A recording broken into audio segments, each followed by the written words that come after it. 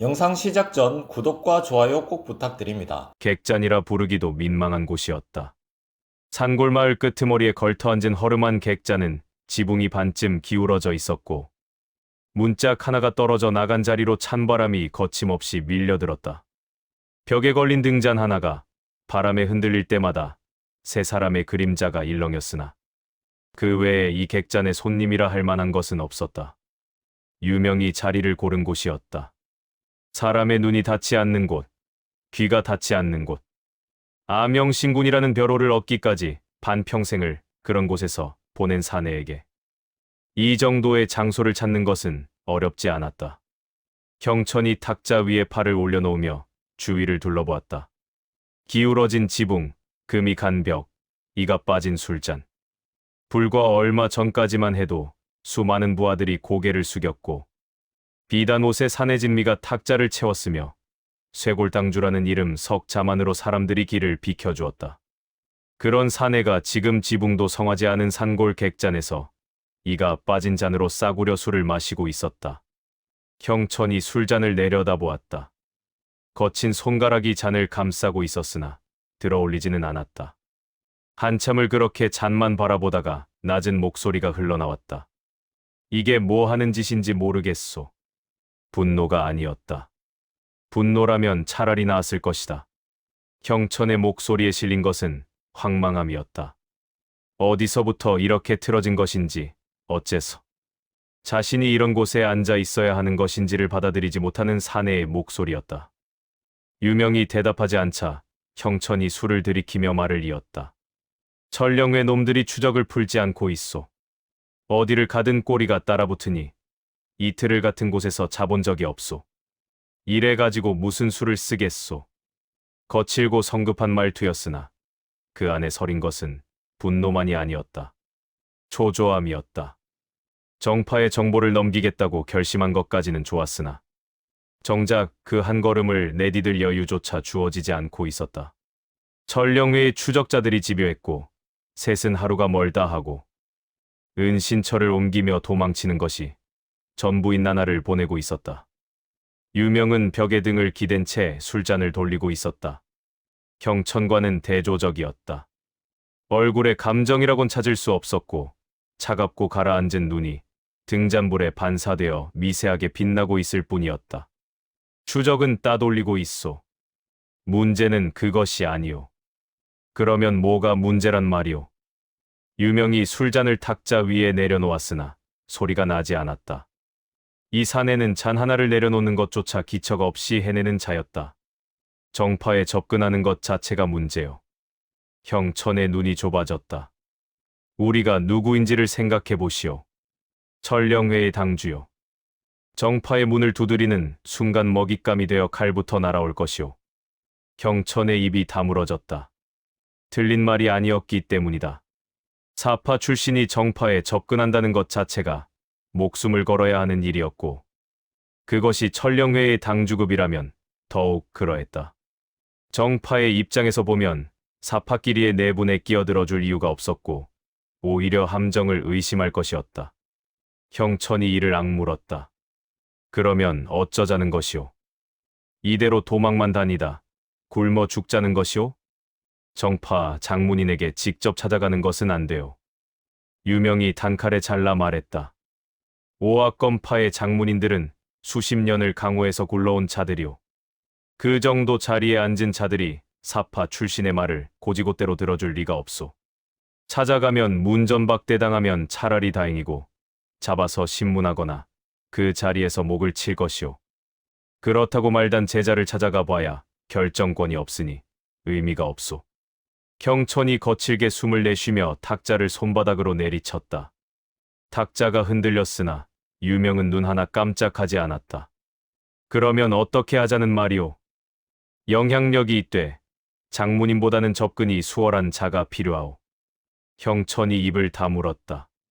성급한 사내였으나 어리석지는 않았기에 유명이 말을 돌리는 것이 아니라 이미 무언가를 생각해두고 있다는 것을 눈치챈 것이었다. 5대 신룡이라고 들어보셨소? 경천의 눈썹이 미세하게 올라갔다. 오악건파의 신진 고수들 말이오? 그렇소. 장문인이 아니니 산문 깊숙이 틀어박혀 있지 않소. 강호에 나와 돌아다니는 자들이니 접근 자체는 장문인보다 수월하오. 그러면서도 각 파의 수제자이니 영향력은 충분하오.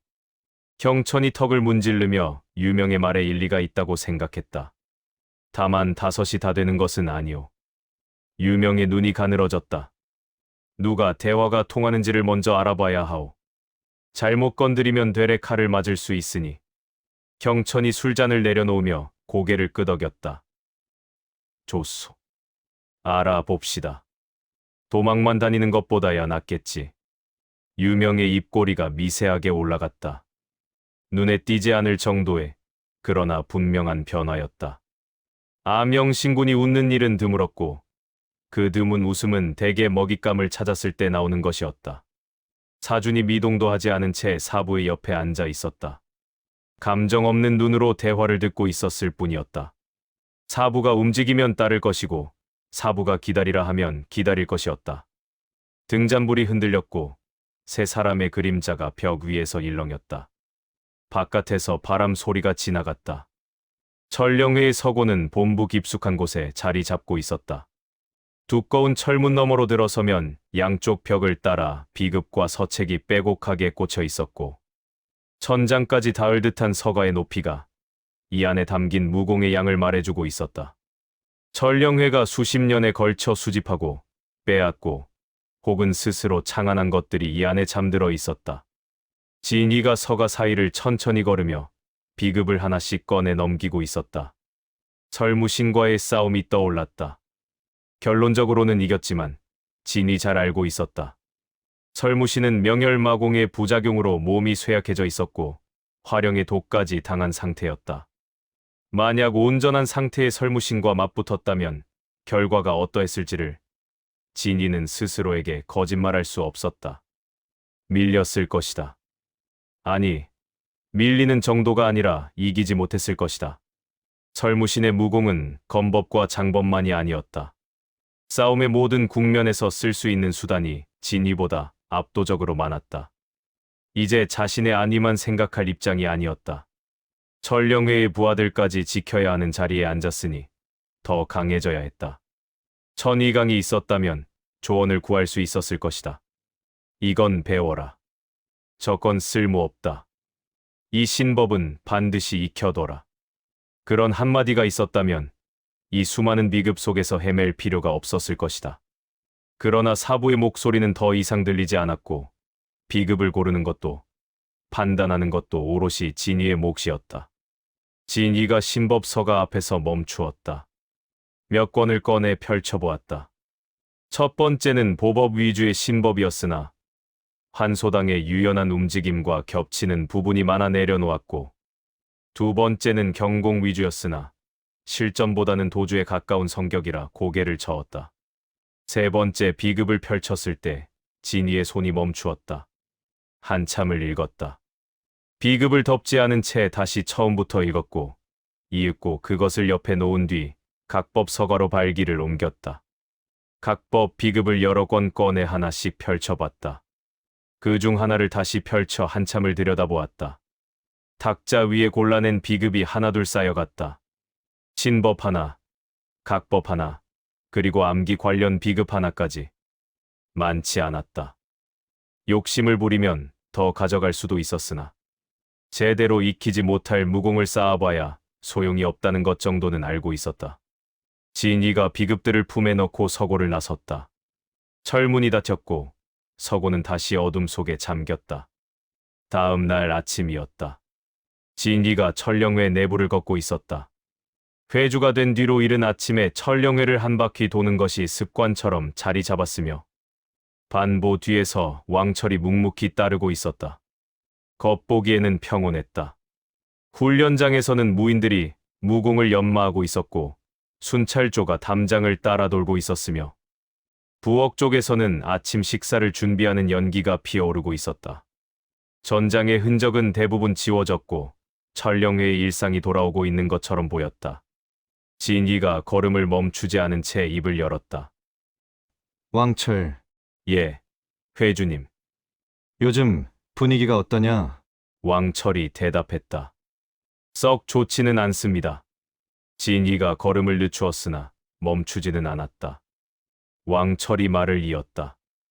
해체된 당의 무인들이 사당에 흩어져 들어갔는데 아무래도 잘 섞이지 못하고 있습니다. 원래 당 출신끼리만 모여다니고 훈련 때도 호흡이 맞지 않습니다. 기존 당 무인들도 불편해하고 있고요. 진이가 고개를 돌려 훈련장을 바라보았다. 멀리서 보면 무인들이 함께 훈련하는 것처럼 보였으나 자세히 들여다보니 왕철의 말이 틀리지 않았다. 한쪽에서 무리지어 움직이는 자들이 있었고 그 옆에서 또 다른 무리가 따로 움직이고 있었다. 같은 훈련장에 서 있으되 같은 훈련을 하고 있지 않은 광경이었다. 충돌은 간간히 말다툼이 생기고 있습니다. 크게 터진 적은 아직 없습니다만 아직이라는 말에 무게가 실려 있었다. 진이가 시선을 거두며 다시 걸음을 옮겼다. 한참을 말없이 걷다가 이윽고 진이가 입을 열었다. 제가련을 불러라. 왕철이 고개를 숙이고 발걸음을 돌렸다. 제가련이 도착했을 때 진이는 처소에 앉아 차를 마시고 있었다. 제가련이 부채를 접은 채 자리에 앉자 진이가 먼저 입을 열었다. 해체된 당의 무인들이 적응을 못하고 있다. 제가련의 표정이 변하지 않았다. 이미 알고 있었다는 얼굴이었다. 천령회 구석구석에 정보망이 뻗어 있는 사내에게 내부의 동요를 모를 리가 없었으며 진이가 꺼내기를 기다리고 있었는지도 모를 일이었다. 파악하고 계셨습니까? 왕철에게 들었다. 제가련이 부채를 꺼내 천천히 붙이기 시작했다. 사실입니다. 항복한 뒤 남은 자들 중 상당수가 두려움 때문에 남은 것이지 새 체제의 마음까지 준 것은 아닙니다. 편입된 당에서 기존 무인들과 섞이지 못하고 원래 당 동료끼리 뭉쳐 다니고 있습니다. 기존 당 무인들의 불만도 조금씩 쌓이고 있고요. 억지로 융합시키면 어떻게 되겠느냐? 제가련의 부채가 한 박자 멈추었다가 다시 움직였다. 당 내부가 갈라집니다. 기존 무인들과 편입된 무인들 사이에 골이 깊어지면 수습이 어려워지고 밖에서 적이 무엇을 꾸미고 있을지 모르는 상황에서 안이 갈라지면 최악입니다. 진이가 잔을 내려놓았다. 잠시 침묵이 흘렀다. 차라리 따로 빼자. 제가련의 눈이 미세하게 움직였다. 적응하지 못하는 자들을 당에서 빼내어 독립부대를 만들겠다는 뜻이십니까? 그렇다. 억지로 묶어두면 양쪽 다 상한다. 차라리 따로 빼서 하나로 묶는 편이 당의 결속도 지키고 갈 곳 없는 자들에게도 소속을 주는 셈이다. 제가련이 부채를 접었다. 이 사내가 부채를 접는 것은 생각이 정리되었다는 뜻이었다. 나쁘지 않습니다. 다만 부대를 이끌 자가 필요합니다. 출신이 제각각인 자들을 하나로 묶으려면 그릇이 되는 자가 있어야 합니다. 왕철이면 되겠느냐? 제가련이 고개를 한번 끄덕였다. 적임이지요. 다만 천의대 대장직은 다른 자에게 인계해야 할 것입니다. 그렇게 해라. 진이가 자리에서 일어서며 덧붙였다. 그리고 내가 직접 무공 하나를 전수하겠다. 그 부대를 천령회의 정예로 만들 것이다. 제가련의 손이 멈추었다. 부채를 접어든 채 진위를 올려다보았고 늘 온화한 미소 뒤에 속내를 감추던 사내의 눈에 드물게 놀라움이 스쳤다. 회주님께서 직접 무공을 전수하신다는 말씀이십니까? 그렇다. 파격이었다. 당주가 제자에게 무공을 전수하는 것은 당연한 일이었으나 회주가 직접 부하들에게 무공을 가르친다는 것은 천령회 역사에 전례가 없는 일이었다. 제자도 아닌 자들에게 회주의 무공을 나누어 준다는 것은 달리 말하면 그 부대를 회주 자신의 손발로 만들겠다는 선언이나 다름없었다. 제가련이 한참 진위를 바라보다가 부채를 펼치며 입꼬리를 올렸다. 천령회가 한바탕 뒤집어지겠군요. 그날 오후 소식이 퍼졌다. 새로운 부대가 창설된다는 소식은 그 자체로도 화제였으나 천령회를 진짜로 뒤흔든 것은 그 다음에 딸려온 한마디였다. 회주님께서 직접 무공을 전수하신다. 처음에는 아무도 믿지 않았다. 회주가 부대원에게 무공을 가르친다. 제자도 아닌 자들에게? 그런 일은 전대회주.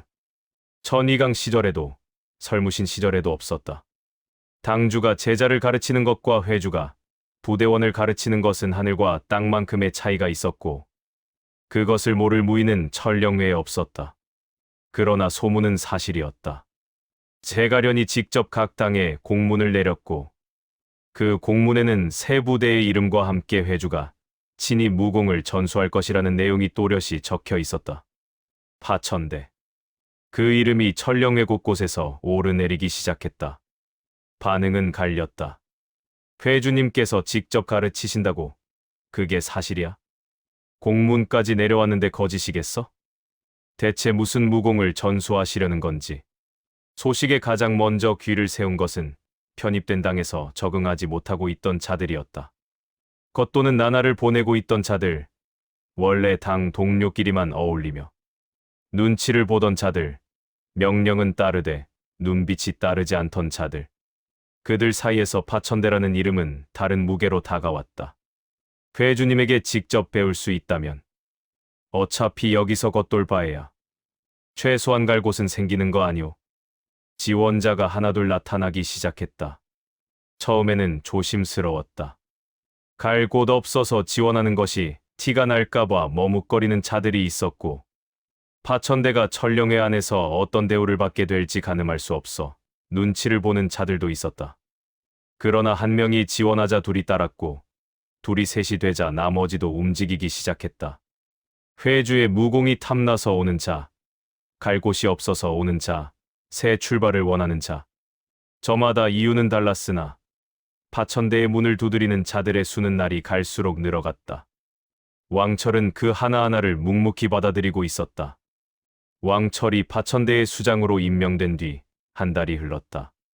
지원자들이 모여들었으나 부대라 부르기에는 한참 부족한 형편이었다.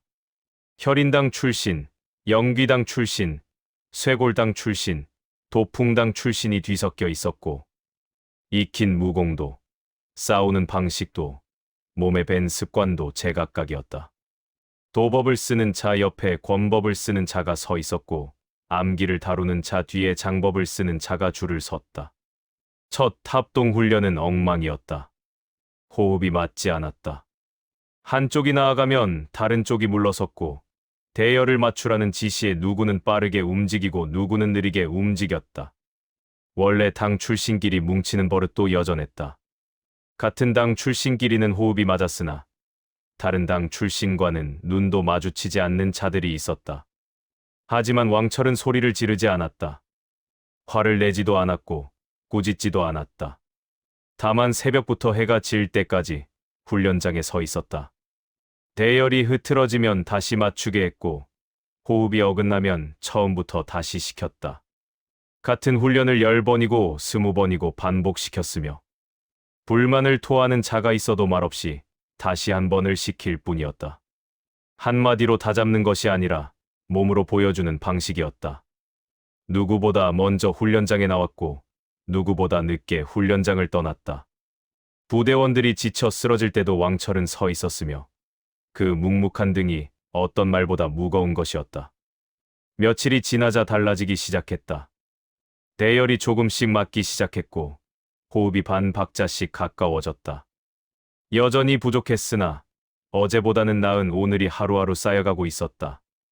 오합지졸이 부대의 형태를 갖추기 시작한 것은 보름이 지났을 무렵이었고 한 달이 되었을 때 파천대는 적어도 훈련장에서만큼은 하나로 움직일 수 있게 되어 있었다. 그날이었다. 진이가 훈련장에 나타났다. 파천대 부대원들이 일제히 훈련을 멈추고 고개를 돌렸다. 회주가 직접 훈련장의 모습을 드러내는 것은 파천대가 창설된 이후 처음이었으며 부대원들 사이로 긴장이 퍼져나갔다. 왕철이 대열 앞에서 무릎을 꿇었다. 회주님. 진이가 왕철을 일으켜 세운 뒤 부대원들을 천천히 둘러보았다. 출신이 다르고 체격이 다르고 눈빛이 다른 자들이 한 줄로 서 있었다. 그러나 한 달 전과는 달랐다. 적어도 대열은 흐트러지지 않았고 시선은 한 곳을 향하고 있었다. 진이가 입을 열었다. 오늘부터 무공 하나를 전수하겠다. 부대원들 사이로 술렁임이 번졌다. 드디어 소문으로만 듣던 것이 눈앞에서 현실이 되는 순간이었다. 진이가 대열 앞으로 나서더니 아무런 예고 없이 장을 펼쳤다. 첫 초식이 허공을 갈랐다. 부드럽지 않았다. 패도적이고 파괴적인 장법. 첫 초식이 훈련장의 흙을 일으켰고 두 번째 초식이 이어지자 공기가 무겁게 눌렸다. 세 번째, 네 번째, 초식이 진행될수록 파괴력이 더해졌으며 훈련장에 서 있는 부대원들의 얼굴이 하나씩 굳어졌다. 그때 누군가 중얼거렸다. 저건 쇠원장 아니야? 옆에 서 있던 자가 고개를 돌렸다. 뭐라고? 쇠원장이라고. 전 회주님의 직계 제자만 배울 수 있던 무공이야. 백운강 공자가 펼치는 걸 본 적이 있어. 설마. 그걸 왜 여기서? 웅성거림이 번지기 시작했다. 알아보는 자가 하나둘 늘어갔고 알아보지 못하는 자들도 주위의 반응에 눈이 커졌다. 진짜 쇠원장이야? 그래, 쇠원장 맞아. 저 초식은 틀림없어. 동요가 훈련장 전체를 휘감았을 때 진이가 마지막 초식을 마치고 몸을 세웠다. 숨 하나 흐트러지지 않은 얼굴로 부대원들을 돌아보았다. 쇠원장이다. 훈련장이 터질 듯 고요해졌다. 회주 본인이 확인한 것이었다. 소문도 추측도 아닌 회주의 입에서 직접 나온 한마디였다. 전대 회주 설무신이 직접 창안하여 직계 제자들에게만 전수하던 무공. 백운강과 달리우, 그리고 강휘. 그 셋만이 배울 수 있었던 무공을 지금 부대원 전원에게 가르치겠다는 것이었다. 진기가 부대원들의 동요를 말없이 지켜보다가 다시 입을 열었다. 파천대의 무공으로 삼겠다. 오늘부터 매일 아침 내가 직접 가르칠 것이다. 함성이 터졌다. 누가 먼저랄 것도 없이 환호가 쏟아져 나왔고 믿지 못하겠다는 얼굴과 벅차오르는 얼굴이 뒤섞여 훈련장이 들끓었다. 갈 곳 없어서 온 자들이었다. 어디에도 못 끼어서 떠밀려온 자들이었다. 그런 자들에게 회주가 직접 나서서 직계 무공을 전수하겠다고 한 것이었다. 흥분하지 않을 수 없었다. 진이가 손을 들자 함성이 잦아들었다. 첫 번째, 초식부터 시작한다. 파천대의 첫 수련이 시작되었다. 늦은 밤. 빈 연무장에 진희가 홀로 서 있었다. 달빛이 연무장을 희미하게 비추고 있었고 그 아래에서 진희의 손에 쥐어진 것은 새 검이 아니라 부러진 검이었다. 짧아진 검신이 달빛을 받아 희미하게 빛났다. 천이강의 혼이 머물던 검. 검신은 부러졌고 사부의 목소리는 더 이상 들리지 않았으나 진희는 이 검을 버리지 못했다. 허리에는 새 검을 차고 다녔으나 밤마다 꺼내드는 것은 이 부러진 검이었다. 진희가 검을 들어 올렸다. 파천검식 제1초. 짧아진 검신이 허공을 갈랐다. 패도적이고 직선적인 궤적이 달빛 아래에 그려졌으나 진희의 눈썹이 미세하게 찌푸려졌다. 다시 제2초, 제3초가 이어졌다. 검이 허공을 베고 찌르고 갈라냈으나 무언가 어긋나 있었다. 검신이 짧아진 탓만은 아니었다. 사부가 곁에 있을 때는 초식이 끝날 때마다 음성이 들려왔다. 발꿈치가 너무 올라갔다. 허리를 더 틀어라. 그게 아니다. 다시. 차갑고 냉혹했으나 정확했던 음성이었다. 그 한마디가 방향을 잡아주었고 길을 잃지 않게 해주었다. 지금은 아무 소리도 들리지 않았다. 검을 휘둘러도 돌아오는 것은 바람 소리뿐이었고 초식을 맞춰도 맞았는지 틀렸는지 알려주는 자가 없었다. 진이가 검을 내렸다. 거친 숨이 입술 사이로 새어나왔다. 몸이 지친 것이 아니라 혼자라는 것이 무거운 것이었다. 사부님이라면 어떻게 하셨을까? 복수를 위해 달려온 날들이었다. 설무신을 죽이는 것만이 목표였고 그 너머를 생각해 본 적이 없었다. 설무신은 죽었으나 천령회는 남았고 수천의 부하가 진위를 올려다보고 있었다. 사부가 마지막에 남긴 말이 떠올랐다. 천령회를 부탁하마. 부디 옳은 길로 이끌어다오. 진위가 부러진 검을 내려다보았다. 한참을 그렇게 서 있다가 이윽고 진위가 다시 검을 들어 올렸다. 파천검식 제1초. 다시 처음부터. 사부의 목소리는 들리지 않았으나 검은 멈추지 않았다. 달빛 아래에서 부러진 검이 허공을 갈랐고 그 궤적은 밤이 깊어질수록 조금씩 아주 조금씩 날카로워지고 있었다. 그로부터 수개월이 흘렀다. 파천대의 훈련은 궤도에 올라 있었다. 매일 아침 진이가 훈련장에 나타나 쇠온장을 가르쳤고 왕철이 그 나머지 시간을 채웠다. 처음에는 첫 초식조차 제대로 펼치지 못하던 부대원들이 하나둘 형태를 갖추어 가고 있었으며 오합지졸이라는 말이 어울리지 않을 만큼 움직임이 달라져 있었다. 묘음은 환소당을 추스르며 내부의 동요를 잠재웠고 철목은 무인들의 전력을 재편하며 묵묵히 제 몫을 해냈다. 화령은 동령당의 약재를 정리하여 부상자 치료와 물자 보급을 맡았으며 제가련은 각 지부와의 연락을 복구하고 정보망을 하나씩 다시 짜올리고 있었다. 내 당주가 각자의 자리에서 쉬지 않고 움직인 덕에 철령에는 서서히 안정을 되찾아가고 있었다. 그 무렵이었다. 인적이 드문 산길 끝에 작은 객잔이 하나 있었다. 큰 길에서 벗어나 반시지는 걸어야 닿을 수 있는 곳이었고 찾아오는 손님보다 지나치는 손님이 많은 곳이었다. 그런 곳을 유명히 골랐다. 객잔 안에는 두 사람이 마주 앉아 있었다. 맞은편에 앉은 사내가 부채를 붙이고 있었다. 추백린이었다. 경산백길인이라는 벼로에 걸맞게 단정한 차림이었으나 부채 너머로 드러난 눈빛은 단정함과 거리가 멀었다. 차갑고 계산적인 눈이 유명을 훑고 있었으며 경계와 흥미가 반반씩 섞여 있었다. 유명이 먼저 입을 열었다. 바쁘실 텐데 와주셔서 감사하오. 나는 유명이라 하오. 형산파 추백린이요. 추백린이 부채를 접으며 유명을 훑었다. 철령회의 당주가 만나자고 하면 궁금하지 않겠소. 무슨 볼일이요? 단도직이 비었다. 가벼운 말투였으나 눈은 웃지 않았다. 유명이 찻잔을 들어 한 모금 마셨다. 서두르지 않았다. 이 사내는 서두르는 법이 없었다. 철령회의 지부 위치와 병력 배치를 알려주겠소. 추백린의 부채가 멈추었다. 찰나였으나 유명은 그것을 놓치지 않았다. 진리주의자의 귀가 열렸다는 뜻이었다. 그것을 나에게 왜 말하는 것이오? 당신이라면 그 정보를 잘 쓸 수 있을 것이라 생각했소. 대가는 안전한 은신처. 그리고 철령회를 칠 때 우리에게도 자리를 주시오. 추백린의 눈이 가늘어졌다. 우리 혼자가 아니었소? 셋이요.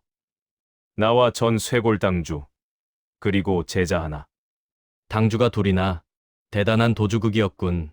가벼운 말투였으나 비꼬는 기색이 서려 있었다. 유명의 눈이 미세하게 좁아졌으나 이내 표정을 지웠다. 불쾌했으나 지금은 참아야 할 때였다. 도움이 필요한 쪽은 자신이었으니 추백린이 부채를 접었다. 펼쳤다를 반복하며 생각에 잠겼다. 사파끼리 물어뜯는 꼴이라 재미있군. 물어뜯는 것이 아니오. 그 어린 놈에게 빚을 갚는 것이오. 차분하던 유명의 목소리에 처음으로 감정이 섞였다. 아명신군이라 불리며 감정을 드러내는 법이 없던 사내의 눈에 살기가 스쳤고 찻잔을 쥔 손가락 끝이 하얗게 질려 있었다. 20살도 안 된 놈에게 이 꼴이 됐소. 당주의 자리를 잃고 부하를 잃고 쥐새끼처럼 도망다니는 신세가 됐소. 이를 악물었다가 숨을 내쉬며 다시 표정을 지웠으나 찰나 드러난 감정은 추백린의 눈을 피하지 못했다. 추백린은 그것을 읽었다. 진짜였다. 꾸며낸 분노가 아니라 뼈에 사무친 치욕이었다. 정보의 정확성은 한 곳을 알려주겠소. 직접 확인해 보시오. 값어치가 있다고 판단되면 그때 다시 만나면 돼요. 유명이 품에서 얇은 종이를 꺼내 탁자 위에 밀었다. 서쪽 변방 지부의 대략적인 위치와 병력 규모가 적혀 있었다. 추백린이 종이를 집어들었다. 눈이 빠르게 움직이며 내용을 훑었고 이윽고 종이를 접어 품에 넣었다. 확인해보겠소. 나머지는 거래가 성사된다면 주겠소. 추백린이 종이를 품에 넣으며 자리에서 일어섰다. 확인하고 다시 봅시다. 그것이 전부였다. 약속도 거절도 아닌 말을 남기고 추백린이 객잔을 나섰다. 유명은 자리에서 움직이지 않았다. 찻잔을 들어 한 모금 마시며 추백린이 나간 문을 바라보았다. 거절이 아니라는 것만으로 충분했다. 유명의 입꼬리가 미세하게 올라갔다. 객잔을 나선 추백린은 곧장 서쪽으로 향했다. 유명이 건넨 정보가 사실인지를 확인하기 위해서였다. 산길을 넘고 관도를 벗어나 이틀을 걸었으나 눈에 띄는 것은 아무것도 없었다. 민가도, 장원도, 무인의 기척도 느껴지지 않는 평범한 산골이었다.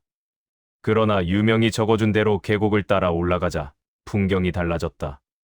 바위 사이에 교묘하게 숨겨진 길이 나타났고 그 끝에 천령회의 깃발이 보였다. 보초가 서 있었고 담장 너머로 무인들이 오가는 기척이 느껴졌다. 추백린이 멀찍이 서 지부를 살피며 부채를 붙였다. 정보가 없었다면 여기에 지부가 있다는 사실조차 몰랐을 것이다. 위장이 철저했다. 병력 규모도 유명이 말한 것과 크게 다르지 않았다. 겉으로는 아무것도 없는 산골에 수십 명의 무인이 숨어 있었고 이런 지부가 여러 곳에 흩어져 있다는 것이었다. 추백린이 몸을 돌려 산을 내려오며 입꼬리를 올렸다. 쓸만하군. 정보는 진짜였다. 거래할 가치가 있었다. 그러나 추백린의 머릿속에서 돌아가고 있는 것은 유명과의 거래만이 아니었다. 혼자서 지부 하나를 치는 것은 가능했다. 그러나 그것만으로는 부족했다. 천령회에 진짜 타격을 주려면 여러 곳을 동시에 쳐야 했고 그러려면 사람이 필요했다. 추백린의 머릿속에서 5대 신룡의 얼굴이 하나씩 스쳐 지나갔다. 청해. 오만한 사내였다. 남의 말을 듣지 않으니 처음부터 끌어들이기는 어려웠다. 대세가 기울면 자존심 때문에라도 따라오겠지만 먼저 움직이지는 않을 것이었다. 노시. 냉정하고 신중한 사내였다. 확실한 증거가 없으면 꿈쩍도 하지 않을 것이었다. 추백린의 발걸음이 느려졌다. 두 사람의 얼굴이 떠올랐다. 정림. 이전에 5대 신룡이 한자리에 모였을 때 파검패군이라는 이름이 나오자 평소에 온화한 미소가 사라졌던 여인이었다. 찻잔을 쥔 손등에 핏줄이 도드라지고 가지런했던 시선이 날카롭게 치켜 올라갔던 것을 추백린은 똑똑히 기억하고 있었다. 개인적인 원한이 있었다. 그 원한을 건드리기만 하면 움직일 것이었다. 이명. 불같은 사내였다. 지난번 모임에서도 내가 나서면 끝날 일이라며 발끈했던 자였다. 정의를 부르짖는 광신자에 가까웠으나 그 성격이 오히려 쓸만했다. 사파가 양민을 해치고 있다는 말 한마디면 이성보다 분노가 먼저 치밀어 오르는 타입이었다. 불씨만 던져주면 알아서 타오를 것이었다. 정림과 이명. 이 둘이면 충분하다. 추백린의 입꼬리가 올라갔다. 그리고 유명. 쓸만한 정보를 가진 사내였으나 그것뿐이었다. 정보가 다 넘어오고 나면 유명과 그 일당은 기반도 세력도 없는 떠돌이에 불과했다. 고수이기는 했으나 셋뿐이었다. 정림과 이명, 그리고 자시. 셋만이 아니었다. 각자의 사형제들까지 동원하면 기반도 세력도 없는 떠돌이 셋을 상대하기에 넘치는 수였고 그것으로도 부족하다면 독한 사발이면 끝나는 일이었다. 사파의 탈주자를 이용해 사파를 치고 다 끝나면 탈주자까지 처단한다. 정파의 명분은 더욱 빛나고 공은 고스란히 자신에게 돌아온다. 나쁘지 않군. 추백린이 부채를 펼치며 산길을 내려갔다. 추백린이 움직이는 데는 오래 걸리지 않았다. 정림에게 먼저 서신을 보냈고 이명에게도 따로 연락을 넣었다. 만남의 장소는 추백린이 골랐다. 오악건파의 영역이 겹치는 경계지대의 작은 객잔이었으며 눈에 띄지 않으면서도 셋 모두 하루 안에 닿을 수 있는 곳이었다. 정림이 먼저 도착해 있었다. 차를 앞에 두고 앉아 있었으나 마시지는 않고 있었다. 평소에 온화한 미소가 입가에 걸려 있었으나 눈은 웃지 않았으며 추백린의 서신에 파검패군이라는 세 글자가 적혀 있었던 탓인지 찻잔을 쥔 손가락에 힘이 들어가 있었다. 이명은 문을 박차듯 들어왔다. 자리에 앉기도 전에 입을 열었다. 무슨 일이오? 서신에 천령의 이야기라 했는데. 앉으시오. 추백린이 부채로 맞은편 자리를 가리켰다. 이명이 투덜거리며 앉았으나 눈에는 이미 불꽃이 일고 있었다. 천령회라는 이름 석자만으로 이 사내의 피가 끓기 시작한 것이었다. 추백린이 둘을 번갈아 바라보며 입을 열었다. 천령의 변방 지부의 위치와 병력 배치를 입수했소. 정림의 찻잔이 멈추었다. 이명의 눈이 커졌다. 직접 확인했고 사실이요. 정보가 없었다면 지부가 있다는 것조차 몰랐을 만큼 위장이 철저했소. 이명이 몸을 앞으로 기울였다. 어디서 얻은 것이오? 추백린이 한 박자 쉬었다. 천령의 탈주자에게서 얻었소. 객잔 안의 공기가 달라졌다. 이명이 자리에서 벌떡 일어났다. 뭐라? 사파 놈에게서? 탁자가 흔들렸다. 이명의 주먹이 탁자를 내리친 것이었다.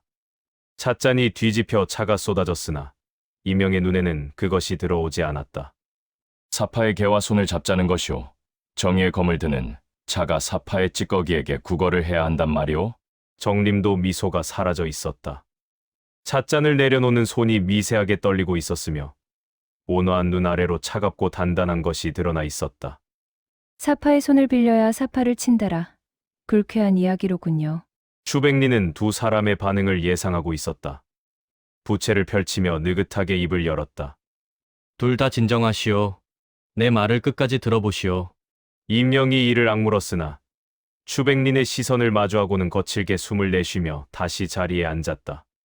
추백린이 부채를 접으며 목소리를 낮추었다. 필요한 정보를 전부 얻고 천령의 지부를 치고 다 끝나면 탈주자들도 우리 손으로 처치하면 돼요. 이명의 눈이 미세하게 흔들렸다. 천령회에 타격을 주고 사파의 고수까지 쓰러뜨리는 것이요. 일석이조 아니겠소. 침묵이 흘렀다. 정림이 먼저 입을 열었다. 탈주자라 했습니까? 몇이나 됩니까? 셋이요. 전 당주 둘의 제자 하나. 당주급이 둘. 정림의 눈이 가늘어졌다. 처치할 수 있겠습니까? 기반도 세력도 없는 떠돌이 셋이요. 우리 셋의 사용제들까지 합치면 최소 100은 넘소. 그래도 부족하다면 독 한 사발이면 끝나는 일이요. 정림이 고개를 끄덕였다. 거리낌이 없는 얼굴. 사파를 상대하는데 비겁함 따위는 이 여인의 사전에 존재하지 않았다. 이명도 마찬가지였다. 주먹을 쥐며 입꼬리를 올렸다. 사파 놈들에게 정정당당할 필요가 뭐가 있겠소? 좋은 방법이오. 정의를 부르짖는 자들이 독사를 논하면서 눈 하나 깜짝하지 않고 있었다. 정림이 한참 추백린을 바라보다가 다시 미소를 지었다. 아까와는 다른 미소였다. 자비가 아니라 결심이 서린 얼굴이었다. 파건패군을 칠 수 있고 사파의 탈주자까지 정리할 수 있다면 마다할 이유가 없지요. 이명이 주먹을 쥐며 고개를 끄덕였다. 좋소. 다만 한 가지는 분명히 해두겠소. 이명의 눈에 불꽃이 타올랐다. 쓸모가 다하면 내 손으로 직접 빼겠소. 사파의 쓰레기를 살려두는 일은 없을 것이오. 추백린의 입꼬리가 올라갔다. 당연하지요. 셋의 합의가 이루어졌다. 추백린이 자리에서 일어서며 부채를 접었다. 그러면 탈주자와의 만남을 주선하겠소. 일정이 잡히면 연락하지. 정림이 찻잔을 들어 한 모금 마셨다. 이명은 이미 문을 향해 걸어가고 있었다. 성급한 사내답게 한시도 가만히 앉아 있지 못하는 것이었다. 추백린이 두 사람의 등을 번갈아 바라보며 부채를 펼쳤다. 생각보다 쉬웠군. 열흘 뒤 6명이 한자리에 모였다. 추백린이 고른 장소는 산중의 폐사였다. 지붕은 반쯤 내려앉아 있었으나 벽은 온전했고 무엇보다 인적이 없었다. 정파의 신룡들과 사파의 탈주자가 같은 지붕 아래 앉는다는 것 자체가 세상에 알려져서는 안 되는 일이었으니 장소의 선택은 신중할 수밖에 없었다. 추백린, 정림, 이명이 한쪽에 앉았고 유명, 형천, 사준이 맞은편에 앉았다. 그 사이에 놓인 탁자 하나가 이 자리의 전부였으나 탁자 위의 찻잔보다 공기가 더 차가웠다. 이명이 유명을 노려보고 있었다. 노골적이었다. 숨기려는 노력조차 하지 않았다. 검을 쥔 손이 탁자 아래에서 주먹을 쥐고 있었으며 입을 열면 욕이 나올 것이 뻔한 얼굴이었다. 정림은 미소를 짓고 있었다. 온화한 미소였으나 눈이 웃지 않았다. 유명과 형천을 바라보는 시선이 사람을 보는 눈이 아니었다. 나중에 처치할 것을 미리 재고 있는 눈이었다. 형천이 팔짱을 끼고 있었다. 정파 무인셋을 앞에 두고 편할 리가 없었다. 굵은 팔뚝에 힘이 잔뜩 들어가 있었고 임명의 시선이 닿을 때마다 턱이 미세하게 움직였다.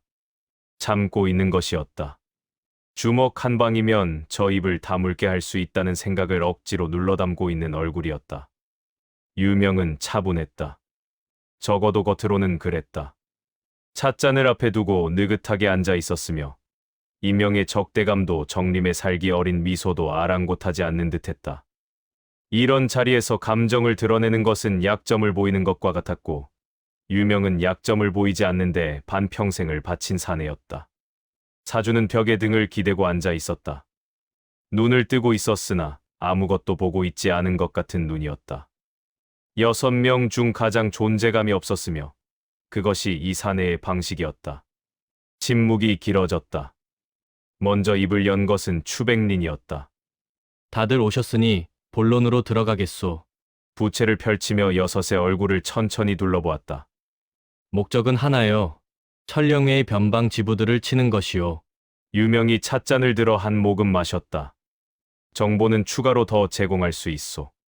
서쪽 외에 남쪽과 동쪽 지부의 배치도 알고 있소.